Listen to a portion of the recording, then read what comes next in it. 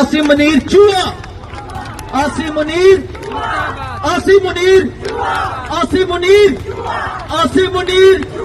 आज social media पर जो वीडियो इमरान खान के बारे में शेयर की है, वो वीडियो पूरी देखकर आप भी यकीनन अश अश कर उठोगे और इमरान खान की अजमत को दिल से सलाम करने पर मजबूर हो जाओगे। मुकम्मल वीडियो दिखाने से पहले आपको ये भी बता दूं कि पाकिस्तान की मशहूर एक्ट्रेस मिनाल खान के पाकिस्तान में कोई वो जर्नल नहीं है, वो एक चूहा है।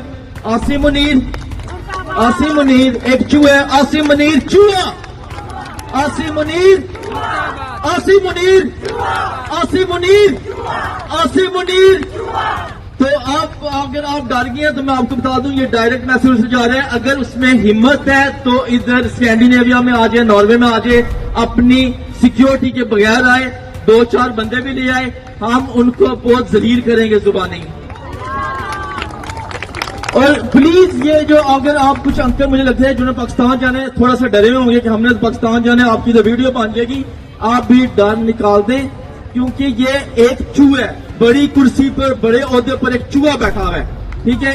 I want to dedicate a few lines of my famous song पहाड़ों की कसम to इमरान खान साहब।